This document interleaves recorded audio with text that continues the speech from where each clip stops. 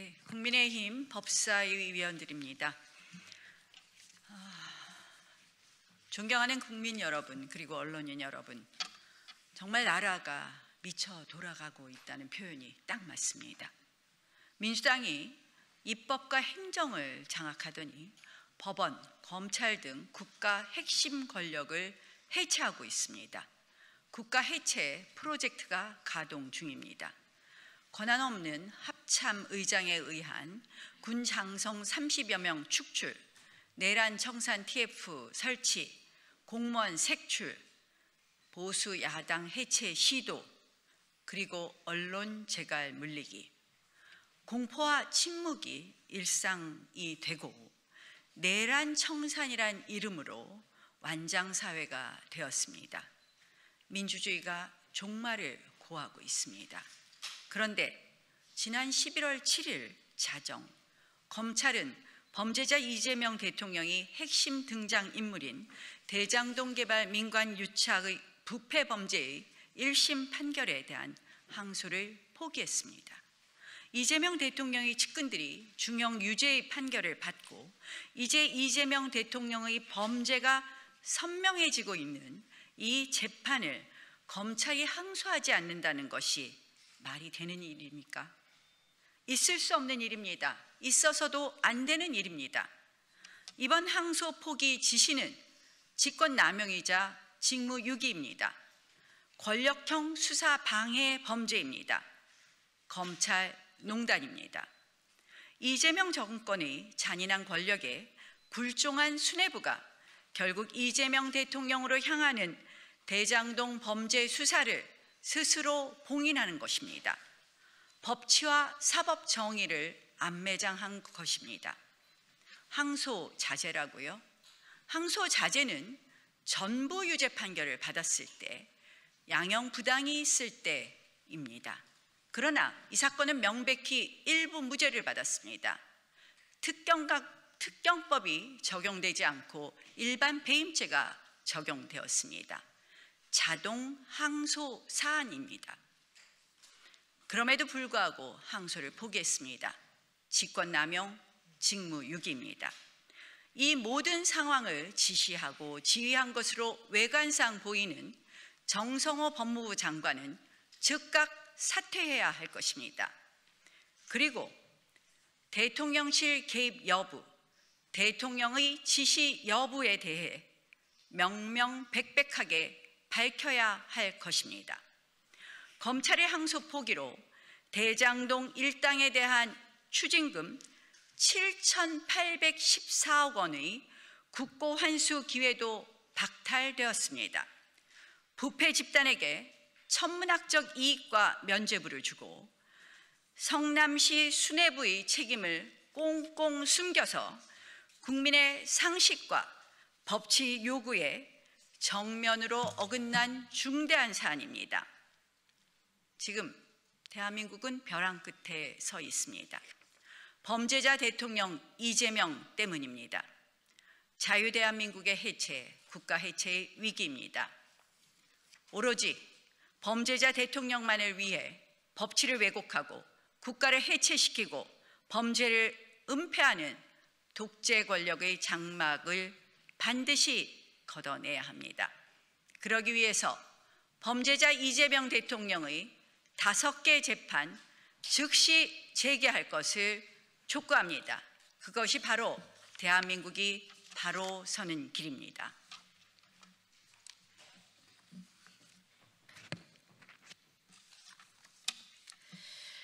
연이어서 말씀드리겠습니다. 1심 법원은 김만배, 유동규 등 이재명 대통령의 측근들에게 중형을 선고하며 전원 법정 구속을 결정했습니다. 그러나 법원은 특가법상 배임 대신 업무상 배임만 일부 인정했고 일부는 무죄를 선고했습니다. 대장동 사건을 수사했던 대구고검 강백신 검사의 검찰 내부망 고발글에 따르면 지난달 31일 1심 판결 후에 사흘 뒤인 11월 3일 대장동 수사팀과 공판팀은 만장일치로 항소 제기 의견을 모았다고 합니다. 사실 오인과 양형 부당에 대한 상급심의 추가적 판단이 반드시 필요하다는 것이 현장 검사들의 일치된 의견이었습니다. 이틀 뒤인 11월 5일 수사팀은 서울중앙지검 지휘부에 보고했고 정준우 서울중앙지검장의 결재를 거쳐 대검 반부패부에 요청했습니다. 그런데 항소 시한을 불과 4시간 정도 남긴 11월 7일 저녁 7시 반경 박철우 대검 반부패부장이 갑자기 재검토를 지시하면서 상황이 급변했습니다. 수사팀은 강력히 반발했습니다. 선고 형량이 구형보다 작은 김만배라도 항소하자며 항소 강행을 요구했습니다. 막판 접수라도 하기 위해서 수사팀은 항소장을 들고 법원에서 야간 대기까지 하며 최선을 다했습니다.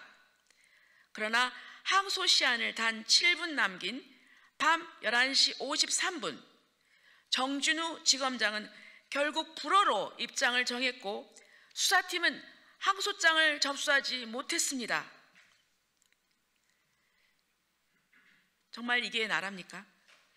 검찰 수사팀의 전문적인 판단이 이재명 정권의 실세 하수인 법무부, 검찰 수뇌부의 부당한 지시로 묵살된 것입니다.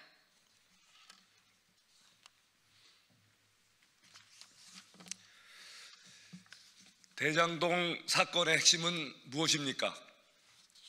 민간이 7,886억 원을 가져가고 성남도시개발공사는 겨우 1,830억 원을 받은 이 엄청난 불균형, 단군 이래 최악의 민간 특혜 배임범죄 설계가 누구의 결정으로 만들어졌습니까?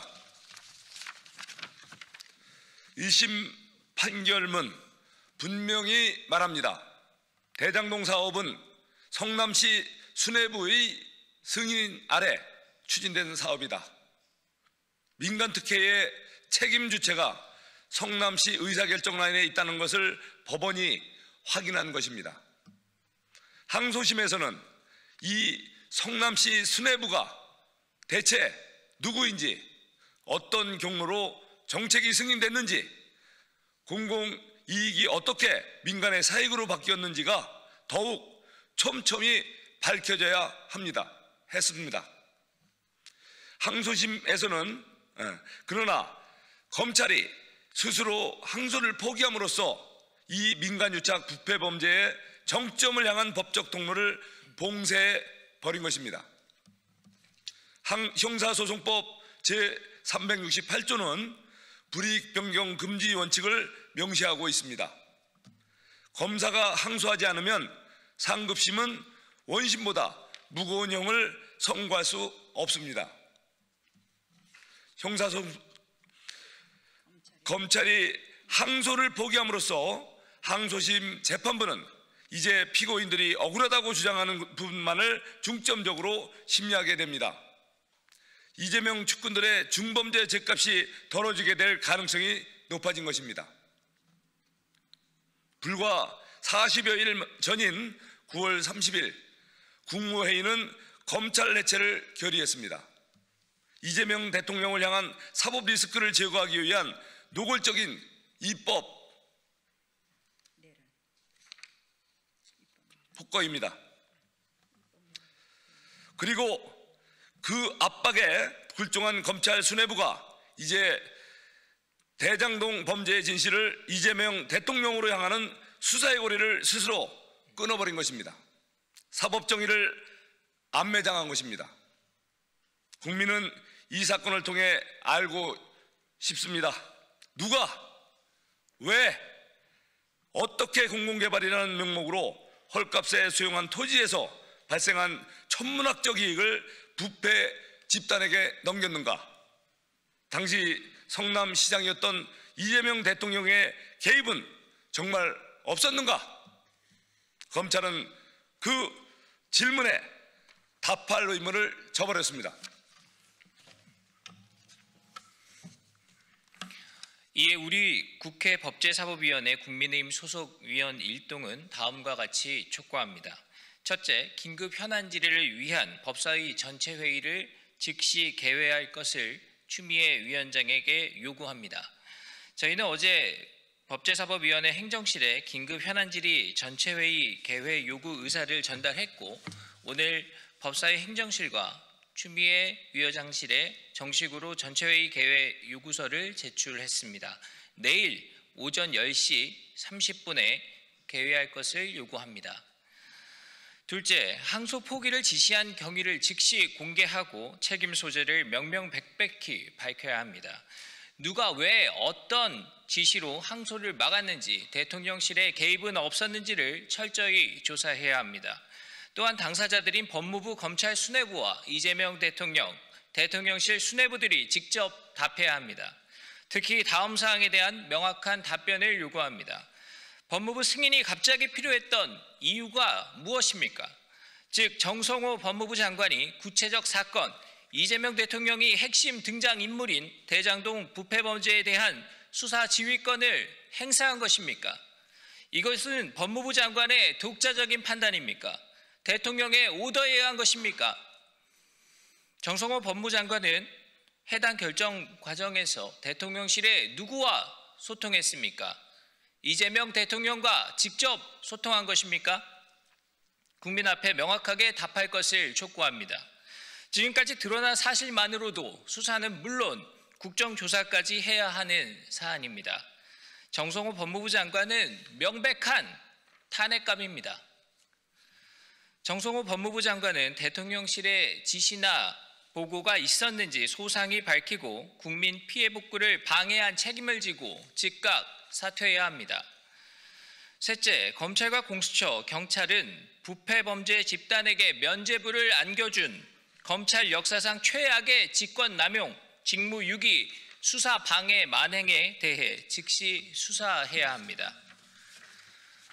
중앙지검장이 사퇴한다고 끝날 일이 아닙니다. 정성호 법무부 장관 사퇴하고 철저히 수사받아야 합니다.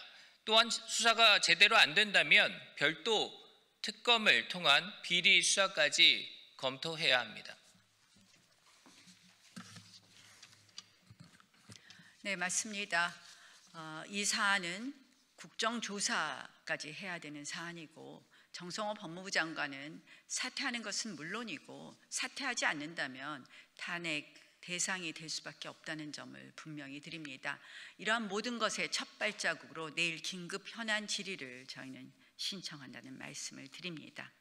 이제 이재명 정권의 대한민국 해체, 국가 해체 시나리오를 이대로 둬서는 안 됩니다. 오로지 범죄자 이재명 대통령만을 위한 법치의 왜곡, 이제는 판검사 왜곡죄를 통해서 마음에 안 드는 판검사를 처벌하겠다고 하는 이러한 현실에서 저희가 반드시 이재명 정권이 독재 정권으로 가는 이 장막을 걷어내야 될 것입니다. 끝까지 저희 법사위 위원들은 최선을 다하겠습니다. 2025년 11월 9일 국회 법제사법위원회 위원 일동입니다. 제가 추가로 말씀드릴 게 있습니다. 저희는 이러한 모든 민주당 정권의 국가 해체 프로젝트의 정점에는 추미애 법사위원장이 있다고 생각을 합니다. 추미애 법사위원장, 저희가 여러 번 지적했지만 이 상임위를 독단적으로 운영하는 것이 이제는 추베스 수준이다. 저희가 추미애 위원장의 추미애 플러스 차베스를 합성했습니다.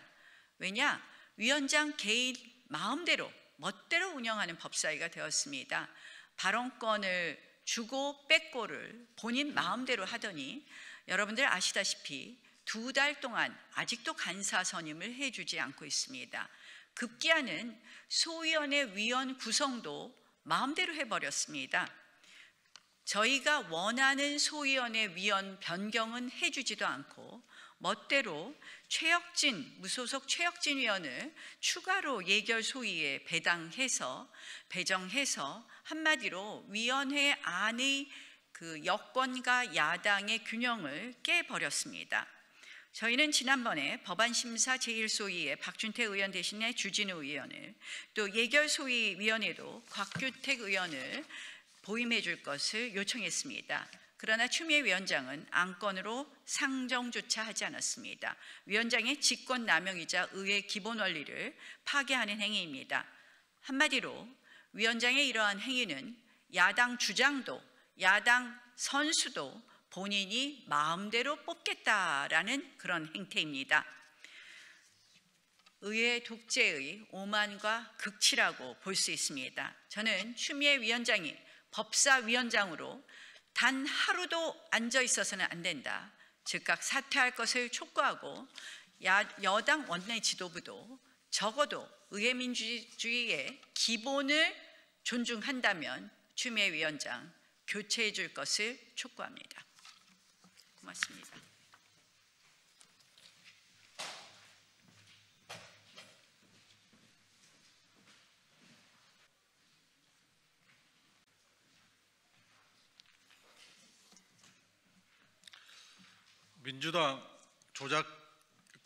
민주당 정치검찰 조작기소 대응 특별위원회 의원들입니다. 저희들은 11월 7일 대장동 재판에서 남욱이 배를 갈라 장기를 꺼낼 수도 있다고 현직 부장검사가 협박성 수사를 했다고 폭로한 것을 비롯해서 대장동 사건의 주요 쟁점에 대해서 진실의 문을 활짝 연 증언에 대해서 오늘 기자회견을 하겠습니다. 저는 특위부위원장 이건태입니다. 이주희 의원 참석하셨습니다.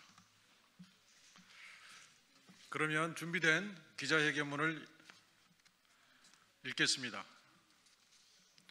대장동 사건 진실의 문이 활짝 열렸습니다. 배를 갈라서 장기를 다 꺼낼 수도 있다. 장기 밀매업자의 말이 아닙니다. 현직 부장검사가 한 말입니다. 대장동 민간사업자 남욱은 11월 7일 법정에서 처음에는 실명을 밝히지 않으려 했지만 재판장이 진술의 신빙성을 확인하기 위해 이름을 밝히라고 하자 정일곤 부장검사다. 2022년 9월 당시 정일곤 부장검사가 애들 사진 보여주면서 애들 봐야 할 거 아니냐, 여기 계속 있을 거냐 라고 했다. 그러면서 배를 갈라서 장기를 다 꺼낼 수도 있고 환부를 도려낼 수도 있다. 내려가서 곰곰이 생각해봐라 라고 했다. 그날 잠을 한숨도 못 잤다 라고 울먹이면서 증언했습니다. 윤석열 정권의 정치검찰이 이재명 대표를 겨냥해 대장동 민간사업자들을 회유, 협박에 허위 진술을 받아 조작 기소했다는 사실이 구체적인 증언으로 명백히 드러난 것입니다. 남욱은 이외에도 중요한 사실을 진술했습니다. 2013년경 유동규가 철거업자에게 갚지 않으면 위험하다고 하여 3억 원을 줬다. 유동규가 잘리면 민간사업자들은 낙동강 오리알이 되기 때문에 유동규의 문제를 해결해 주었다. 이 돈을 정진상 실장, 김용 부원장에게 준다는 말은 언급 자체가 없었다. 호반과 덕암의 용역계약 체결일이 2014년 5월 19일인데 덕암으로부터 돈을 받아 2014년 4월 23일 김용에게 1억 원을, 4월 24일 정진상에게 5천만 원을 줬다는 것은 시기가 맞지 않는다. 검사가 요구하는 답을 하지 않으면 다른 방에서 조사받던 유동규를 데려와서 유동규가 왜 기억하지 못하냐고 힐난했고 검사가 압박하여 어쩔 수 없이 그런 것 같다, 그렇게 생각한다 라고 협조적인 진술을 했다. 2014년 6월 28일 정진상, 김용을 만나 김만배 등이 민간 사업자로 내정받았다는 것은 사실이 아니다. 유동규는 석방된 후 나는 위로 떠넘겼기 때문에 3년만 살면 된다고 말했다. 터널 개설 비용을 성남시에서 부담하기로 했다가 나중에 민간 사업자가 부담하기로 하면 시장님 지적이 될 것이기 때문에 그렇게 하기로 합의했다는 것은 사실이 아니다. 이재명 시장을 기소하기 위한 수사였고 일단 정진상 실장을 기소해야 다음 단계로 넘어갈 수 있었기 때문에 정 실장 뇌물 수사가 가장 중요했다. 최윤길이 시의장이 되는 데에 정진상, 김용이 관여되어 있다는 말을 당시 못 들었다.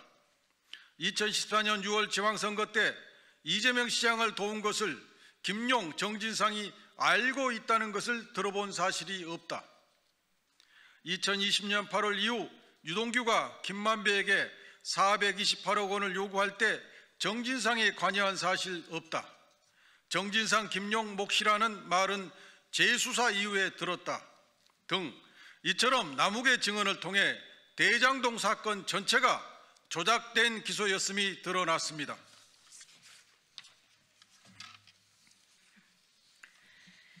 남욱은 내 목을 걸고 거짓말이면 추가 처벌을 받겠다. 왜 허위 조작 수사에 대한 수사가 이루어지지 않는지 모르겠다. 수사가 새로 시작되면 협조하겠다고 밝혔습니다. 정치검찰은 자신들이 숙주로 삼았던 남욱으로부터 반인권 수사, 불법 수사 혐의로 역공을 당하는 상황에 놓였습니다. 서울중앙지법 형사 33부 재판장은 남욱에게 엊그제 형사 22부 선고한 판결문에 대해 이의가 있으면 불량에 구애받지 말고 서면을 제출하면 읽어보겠다고도 했습니다.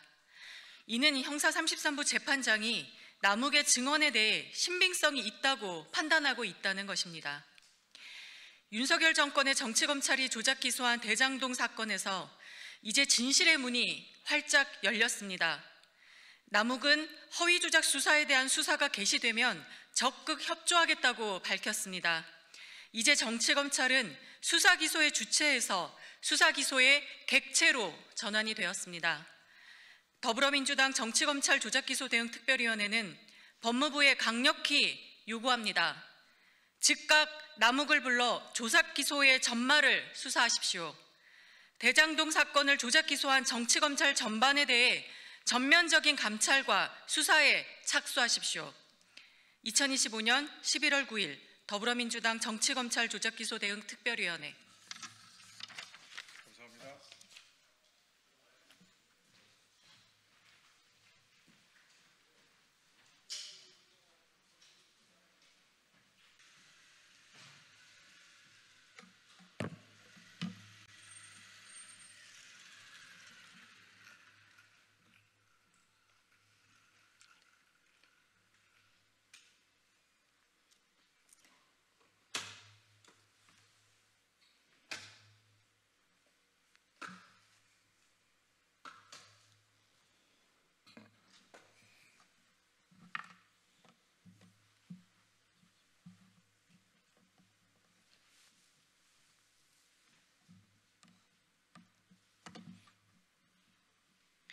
안녕하세요. 국민의힘 수석 대변인 최보윤입니다. 첫 번째 논평 시작하겠습니다. 검찰이 대장동 1심 판결에 대한 항소를 포기했습니다. 이제 2심에서는 피고인의 주장만 다루어지고 형량은 낮아질 수 있어도 더 높아질 수 없습니다. 단군 이래 최대 규모 비리라고 불리는 대장동 사건의 진실을 국민은 법정에서 더 이상 확인할 수 없게 되었습니다. 검찰이 포기한 것은 항소가 아니라 국민입니다. 더욱이 이 사건은 항소 포기 결정이 단순한 법리 판단이 아니라 정권의 정치적 판단이 개입된 결정이라고 볼 수밖에 없다는 점에서 매우 심각합니다. 검찰 수사팀은 어제 새벽 공식 입장을 통해 대검찰청과 서울중앙지검 지휘부가 부당한 지시로 항소장을 제출하지 못하게 했다고 밝혔습니다.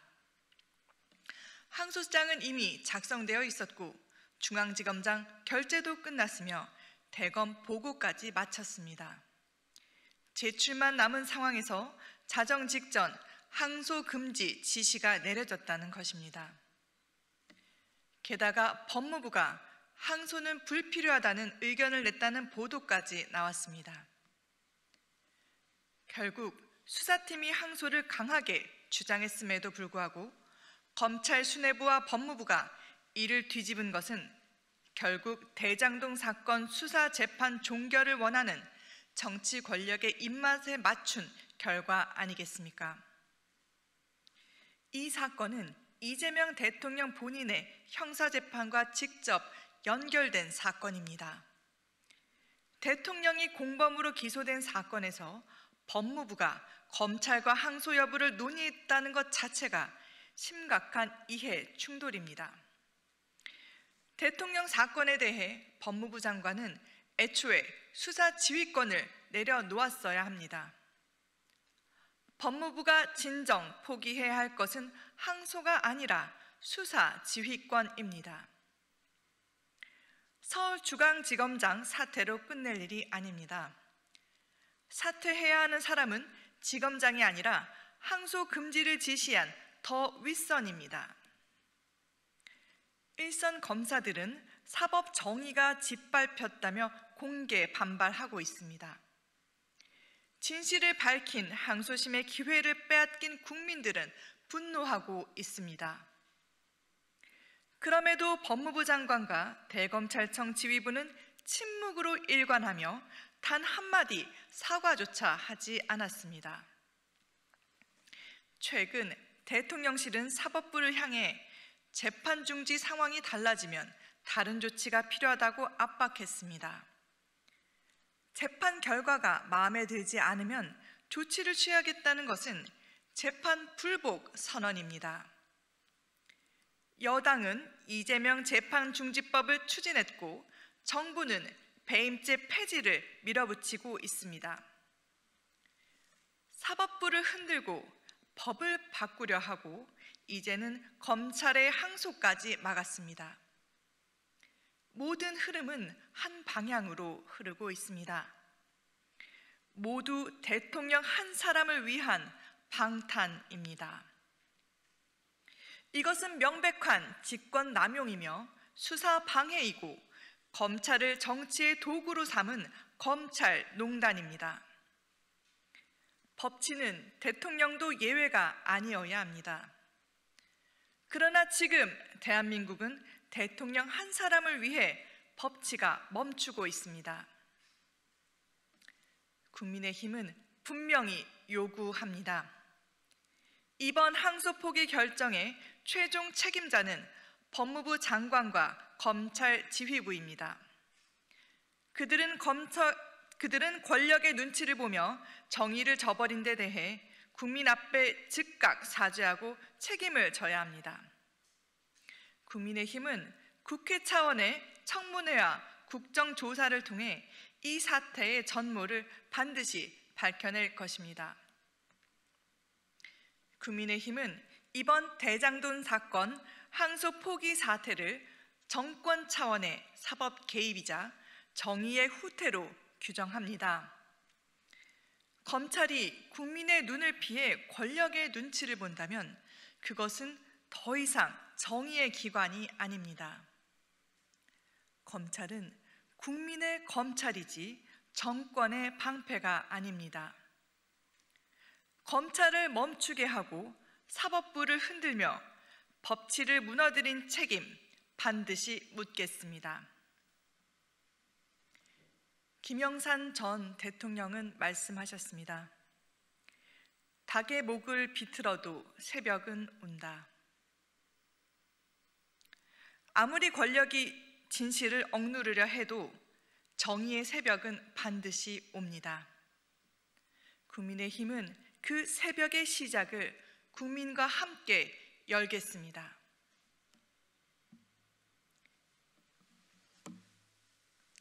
다음 논평 이어가겠습니다.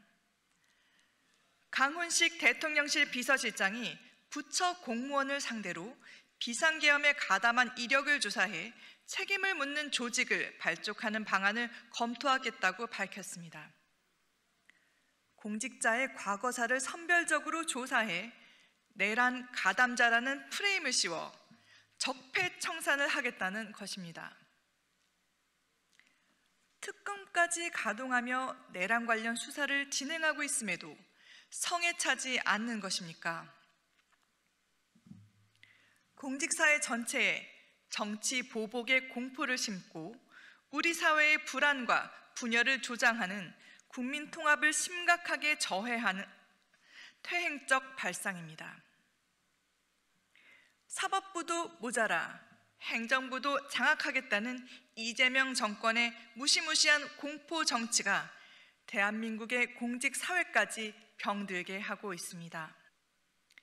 공무원은 오직 국가와 국민을 위해 봉사하는 존재이지 특정 정권의 입맛에 맞게 행동하는 집단이 아닙니다.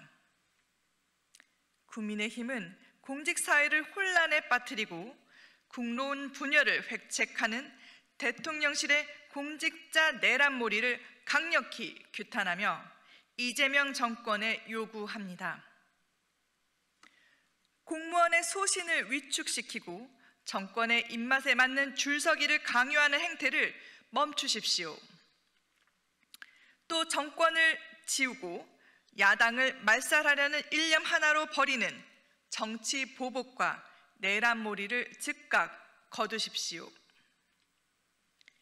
지금 정부가 해야 할 일은 민생 경제 회복, 외교적 난제 해결, 안보 강화, 정치 복원 등 미래지향적인 과제에 대해 치열하게 고민하는 것입니다.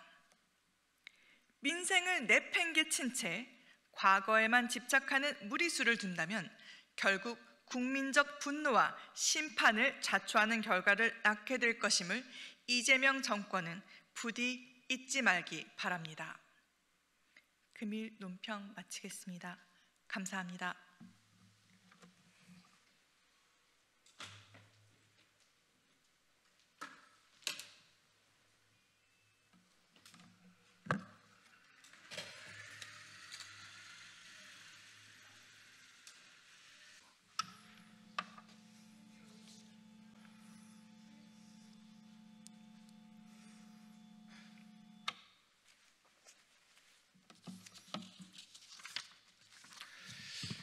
네, 더불어민주당 원내대변인 김현정입니다. 윗선 지시 음모론 펴는 국민의힘 협박수사 옹호가 당론입니까? 나경원 의원을 비롯한 국민의힘 법사위원들이 권력형 수사 방해 윗선 지시를 운운하며 이번 항소 자제권에 대한 기자회견을 자청했습니다. 수사팀은 항소하려 했는데 정권이 막았다는 주장입니다.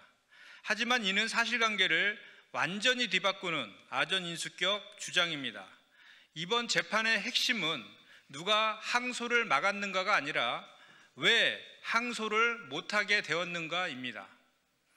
1심 재판부는 검찰 수사 과정에서 나온 별건 압박성 수사에 따른 진술과 피신조서의 증거 능력을 배제했습니다.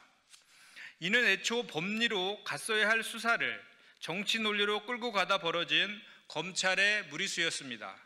더는 무리한 프레임으로 재판을 유지하기 어렵다는 현실을 검찰 스스로 인정한 결과일 뿐입니다. 증거로 채택되지도 못한 무리한 수사를 근거로 항소를 이어가자는 것이 국민의힘의 당론입니까? 이는 스스로 실패한 정치검찰의 공동 책임자임을 자인하는 것 아닙니까?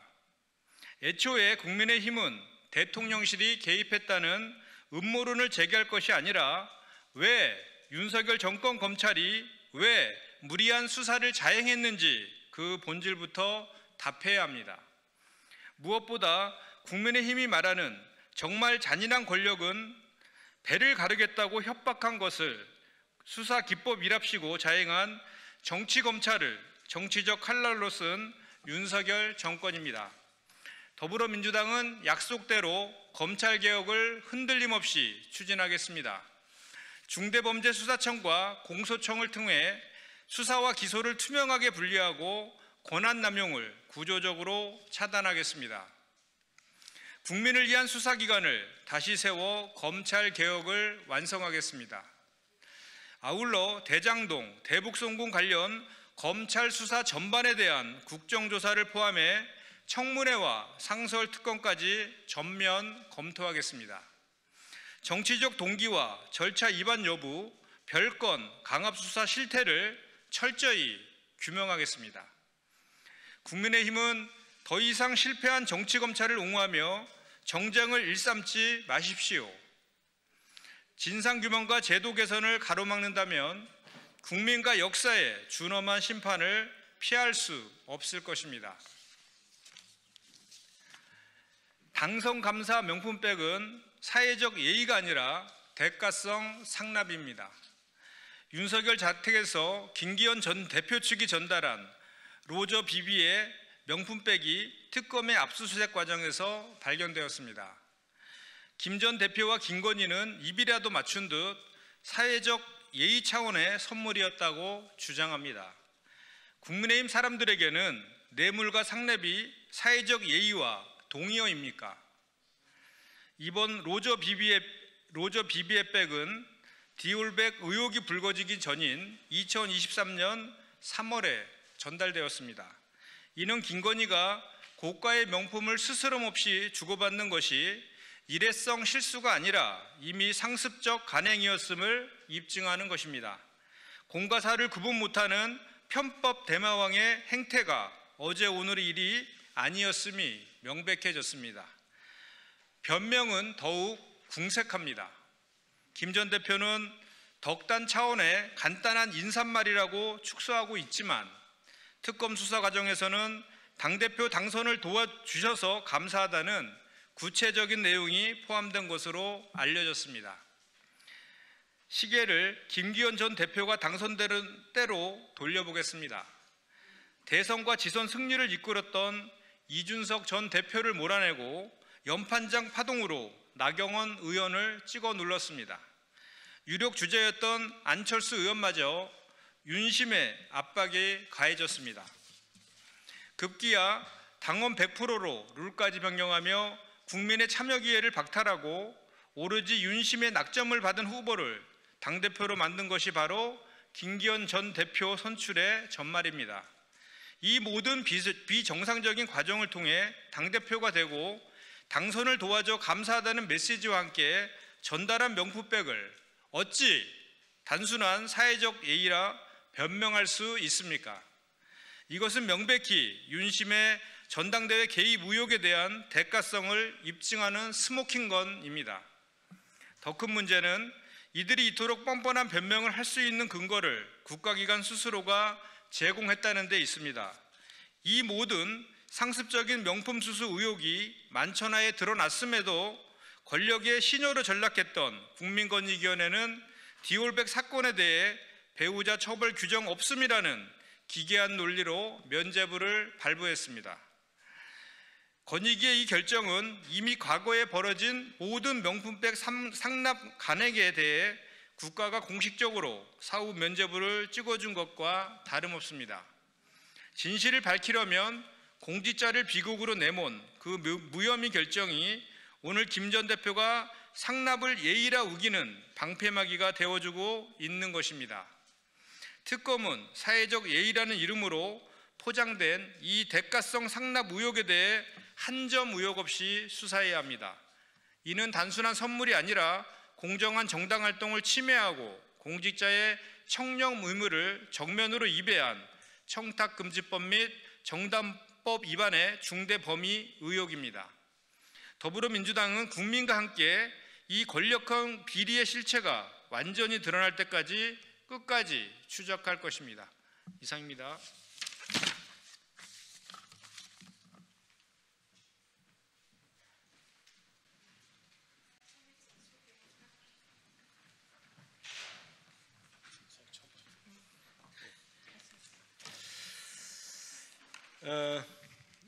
이른바 대장동 사건에 대해서 검찰이 1심 판결에 대해서 항소 포기를 한 것에 대해서 일부 정치검찰과 국민의힘의 준동이 끝없이 자행되고 있습니다. 이 부분에 대해서 더불어민주당과 조국혁신당 무소속 의원들은 이 부분에 대해서 검찰의 항소 포기가 맞다는 취지로 기자회견을 하도록 하겠습니다.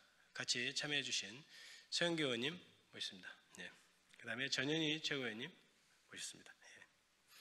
바로 기자회견을 낭독하도록 하겠습니다. 항소실익이 없는 검찰의 대장동 사건 항소 포기는 당연합니다. 법원은 이른바 대장동 사건에서 기소된 피고인들 전원에 대하여 징역형을 선고하고 법정 구속을 하였습니다. 그중 유동규와 정민용은 검찰 구형보다 높은 형을 선고하였고 김만배는 검찰 구형의 3분의 1을, 정영학은 검찰 구형의 2분의 1을, 남욱은 검찰 구형의 2분의 1이 넘는 형을 선고하였습니다. 통상 검찰은 자신이 구형한 형의 3분의 1 이상인 경우에는 항소를 하지 않으므로 일부 무죄 판결에도 불구하고 1심 판결의 형량은 이러한 기준을 넘었을 뿐만 아니라 오히려 구형보다 높은 형이 선고되기도 하여 결국 피고인들에 대해서는 검찰의 의도를 넘어 엄중히 처벌되는 판결이 나온 것입니다. 그러므로 이 사건은 검찰이 전형적으로 항소하는 사건이 아닌 것이 명백합니다. 한편 대장동 사건 판결에서는 주의 깊게 봐야 할 점이 있습니다. 그것은 최초 검찰이 피고인들을 배임죄로 기소한 이후 윤석열 정권이 되자 이재명 전 시장을 그 배임죄의 공범으로 엮어넣기 위해 공직자 이해충돌 방지법 위반 등의 이름만 다른 죄목으로 추가 수사한 후에 그 증거를 이들 피고인들의 기존 배임죄 사건에 추가로 제출하였는데 법원은 이러한 검찰의 행위에 대해 공판 중심주의 등에 반하는 것이므로 원칙적으로 증거에서 배제해야 한다는 취지의 결정을 하였습니다. 결국 1심 법원은 이재명 전 시장은 유동규의 배임 행위를 몰랐다고 명시적으로 밝힌 데 이어서 이렇게 유동규의 배임 행위와 무관한 이재명 전 시장을 무리하게 기소하기 위해 죄명만 바꾸어서 같은 내용의 수사를 또다시 자행한 검찰의 행태가 사실상 문제가 있다는 취지로 판결한 것입니다.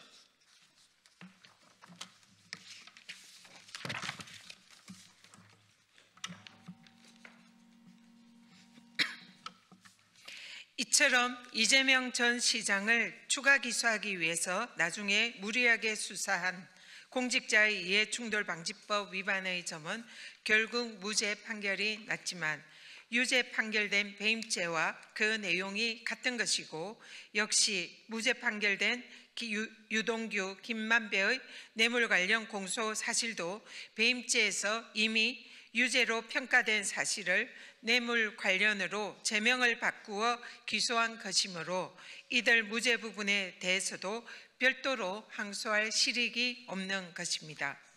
일부 정치검사는 상부의 부당한 압력이 있었던 것처럼 주장을 합니다.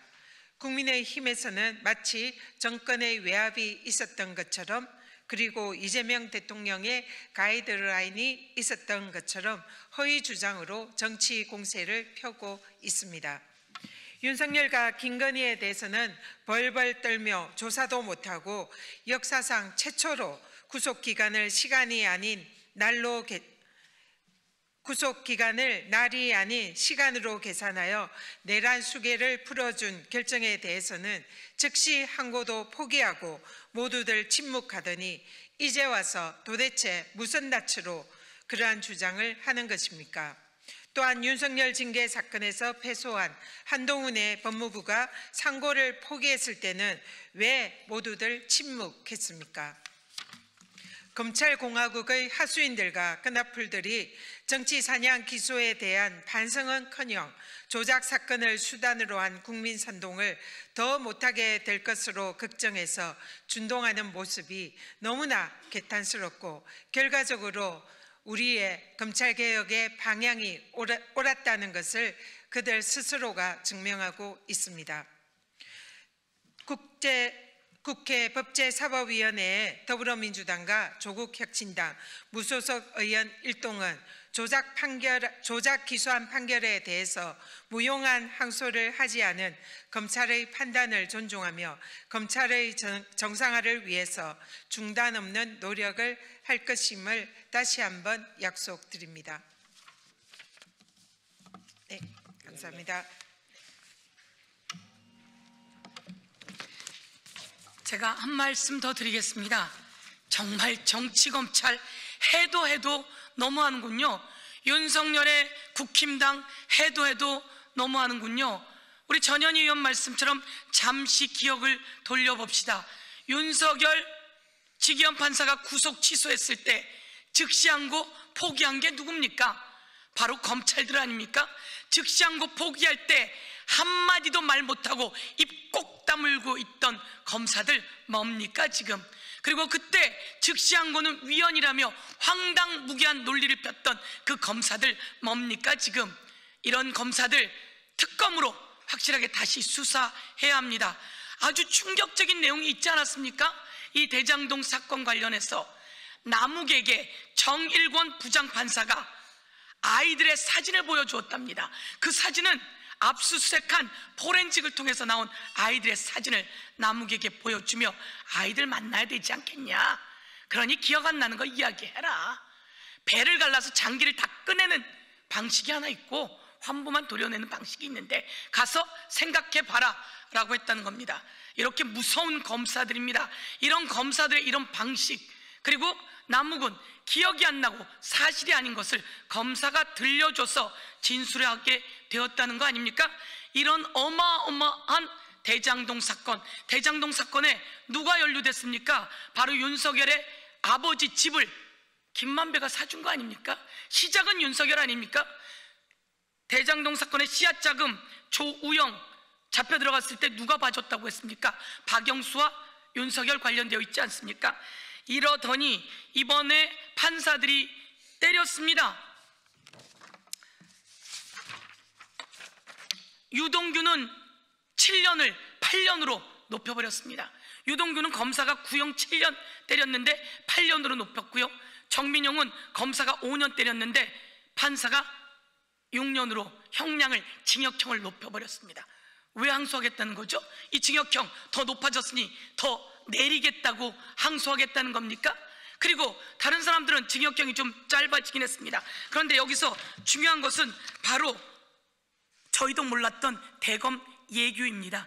대검 예규 제14조 안에 자신들이 때렸던 형량보다 2분의 1, 그것은 중요한 사건일 때 2분의 1 미만일 때 항소한다 되어 있습니다. 일반 사건일 때는 자신들이 검사가 구형 때렸던 것보다 3분의 1 미만일 때 항소한다고 예규, 대검 예규가 있습니다.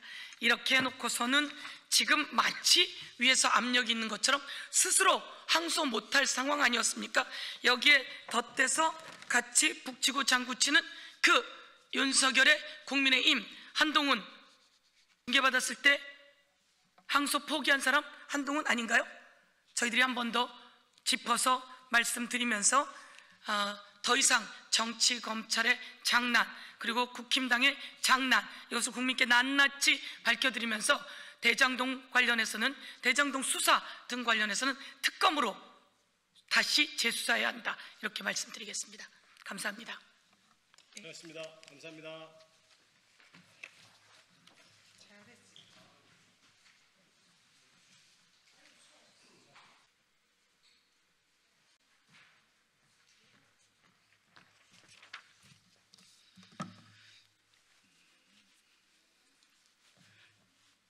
예, 안녕하십니까. 더불어민주당 선임 부대변인 김민주입니다. 전한길 씨의 막말에 대한 논평을 하겠습니다. 전한길 막말에 침묵하는 국민의힘은 묵시적 동의인가? 전한길 씨의 막말이 점입가경입니다. 단순한 혐오를 넘어 국민의 눈살을 찌푸리게 하고 나라의 품격을 훼손하는 지경에 이르렀습니다. 이쯤 되면 관종을 넘어 정신적 치료가 필요한 것이 아닌가 하는 생각마저 들게 합니다. 전한길 씨는 지난 5일 유튜브 방송에서 이재명 대통령을 현상금을 걸고 남산 꼭대기 나무에 묶어두고 밥을 줘야 된다는 귀를 의식해 하는 말을 했습니다. 이에 멈추지 않고 이재명 지지하시는 분들은 밤에 성폭행을 당하고 중국인들에게 팔려가고 한번 당해보라는 국민을 모욕하는 발언을 서슴지 않았습니다. 소름이 끼치고 차마 입에 담기가 부끄러울 지경입니다. 전씨가 이렇게 막말을 할 수 있는 배경에는 국민의힘이 든든한 뒷배 역할을 하기 때문에 가능한 일입니다. 지난 국민의힘 전당대회에서 전한길 씨는 스스로 면접관을 자처했습니다. 장동혁 대표를 비롯한 국민의힘 당대표 최고위원 후보들은 앞다투어 전한길 씨 앞에 머리를 조아리고 윤 어게인을 외쳤던 것입니다. 현재 이 시간까지도 전한길 발언에 대한 국민의힘의 책임 있는 누구도 우려나 비판의 목소리를 내고 있지 않습니다. 전한길 씨의 막말에 침묵하는 것은 전 씨의 주장에 묵시적 동의를 하는 것으로밖에는 해석되지 않습니다. 아마도 국민의힘 지도부의 면접을 보고 전당대회에 영향력을 행사했던 전한길 씨의 눈치를 보는 것 같습니다. 국민의힘에게 요구합니다. 전 씨의 눈치를 보지 말고 국민의 눈치를 보시길 바랍니다. 더 이상 막말로 불법 계엄 내란으로 상처받은 국민들에게 더 큰 아픔을 주지 마시길 바랍니다. 그것이 최소한의 공당으로서의 모습이 아니겠습니까? 감사합니다.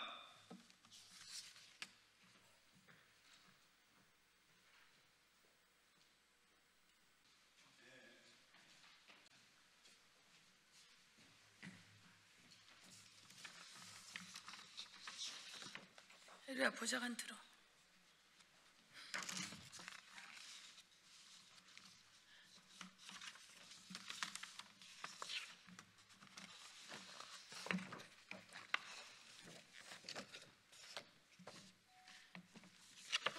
서영교 국회의원입니다. 서영교 국회의원입니다. 여러분 중요한 걸 하려고 하는데 귀 좀 기울여 봐 주십시오. 서영교 국회의원입니다. 귀를 기울여 봐 주십시오.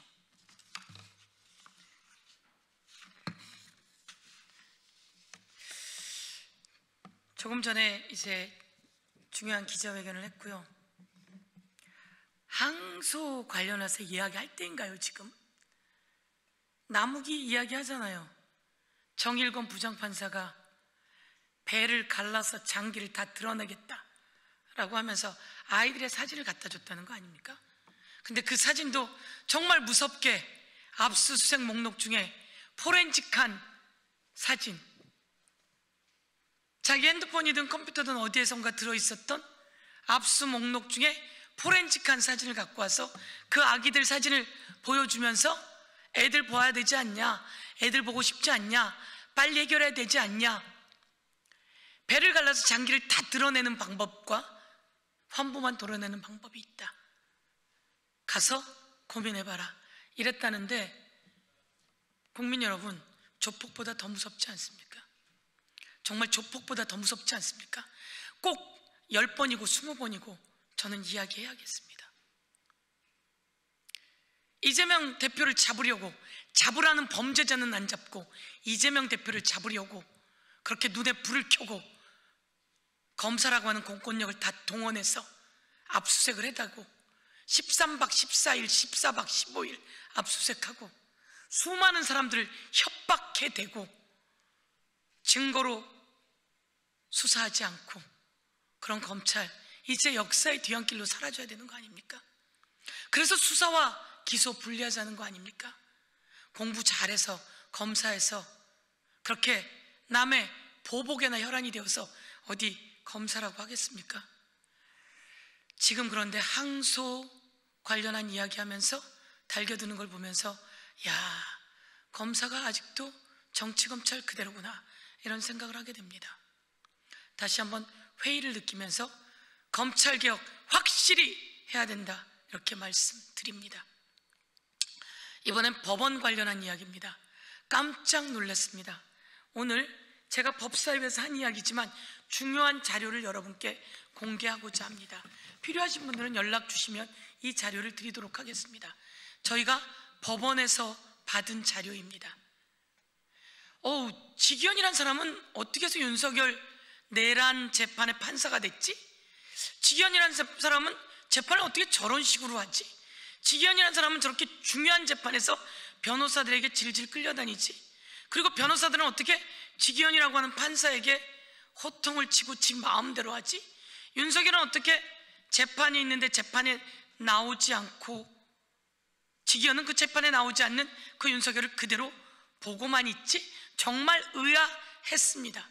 그런데 오늘 그 모든 것이 만천하에 드러난 공문서, 법원으로부터 받은 자료를 여러분에게 보여드리도록 하겠습니다.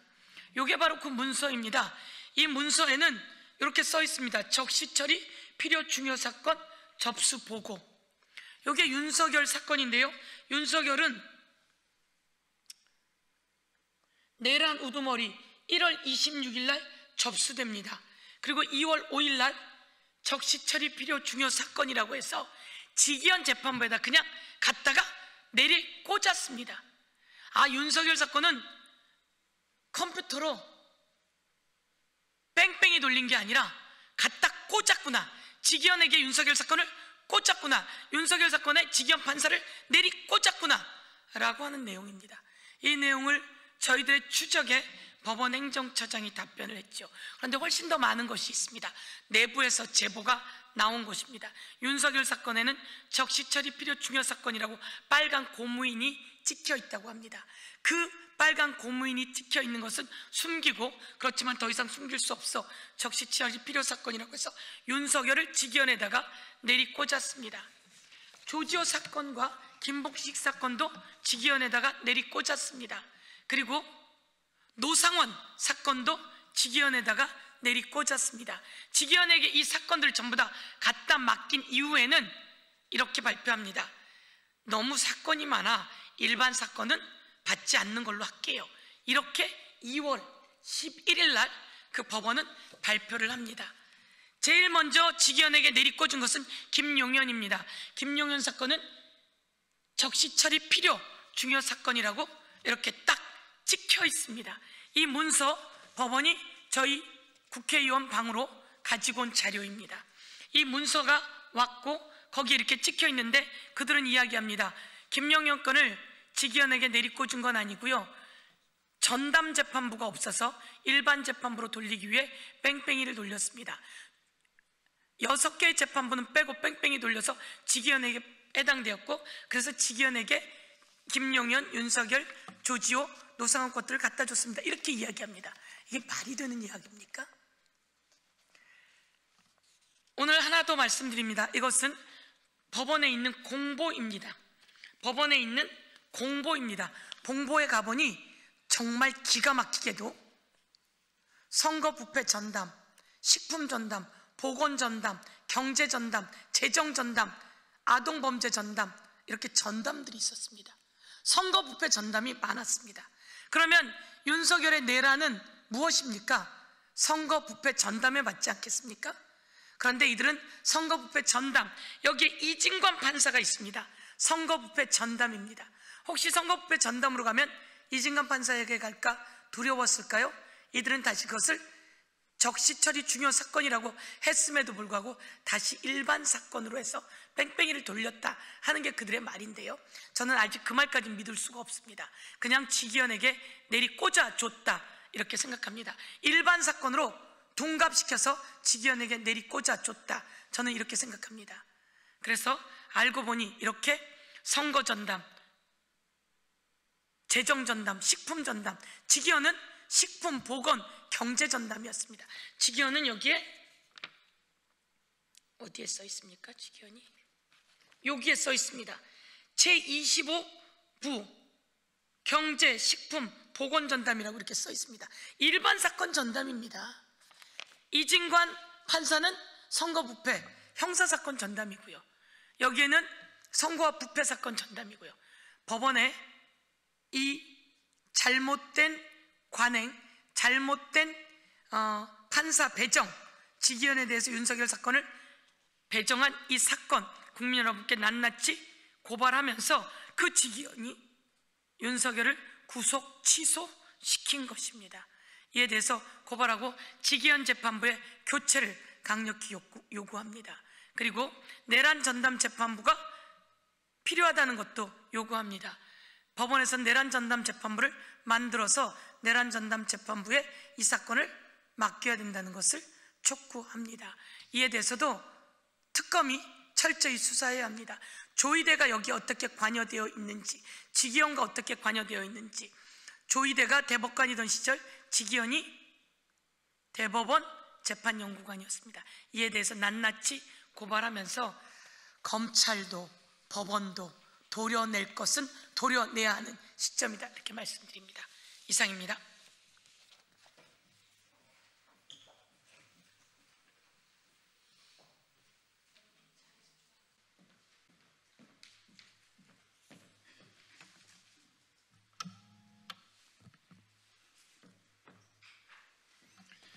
더불어민주당 박수현 수석 대변인입니다.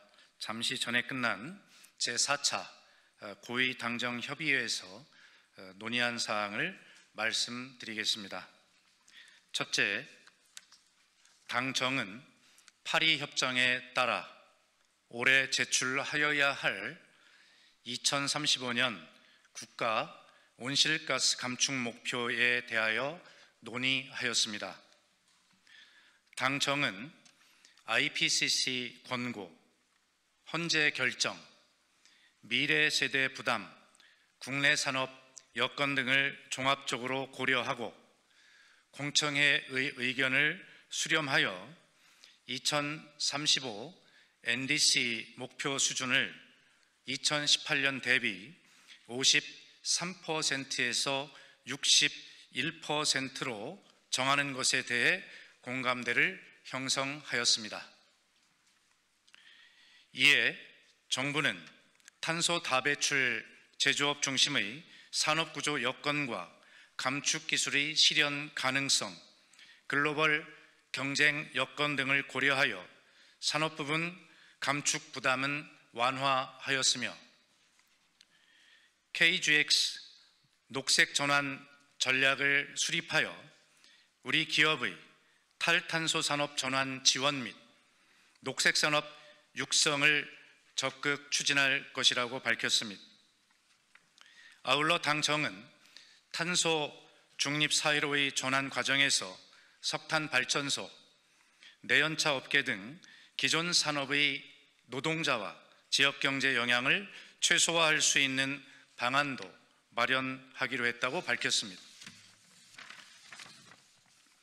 두 번째로 당정은 국립대병원 관리체계 일원화, 지역의사제 도입, 비대면 진료 제도화 등 주요 보건의료 현안에 대하여도 논의하였습니다. 당은 지역 필수 공공의료 위기의 시급성을 고려하여 국립대 병원을 지역 거점 병원으로 육성하기 위한 소관부처 복지부 이관을 정기 국회 내에 추진하고 그 과정에서 교육, 연구 기능이 되지 않도록 충분한 지원 대책을 마련해 줄 것을 정부 측에 요청하였습니다. 이에 정부는 현장 소통을 더욱 강화하고 임상, 교육, 연구에 대한 종합적인 지원 방안을 마련하기로 하였습니다. 또한 지역, 진료 과목 간 의료 인력의 불균형을 해소하기 위한 주요 대책의 하나로서 지역 의사제 도입을 추진하고 입법 과정에서 의료계, 전문가 등과 지속 소통하며 제도의 세부 사항을 협의해 나가기로 하였습니다.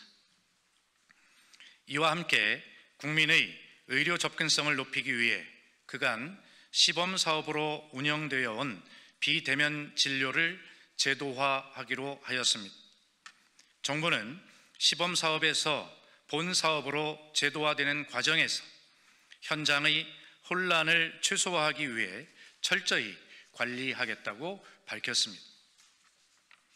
셋째로, 당정은 지난 겨울 무거운 눈 형태의 폭설로 인명피해가 발생한 점을 고려하여 피해 재발 방지 대책을 중점 논의하였습니다. 정부는 전통시장 아케이드와 같이 적설로 인한 붕괴 위험이 높은 시설들에 대해서는 지속적인 점검을 실시하고 필요시 즉시 보수, 보강을 추진키로 하였습니다. 대설 재난 문자 등을 활용해 국민들께서 위험 기상을 실시간으로 인지할 수 있도록 안내하고 다양한 매체를 통해 국민 행동 요령과 안전 수칙을 홍보하기로 하였습니다.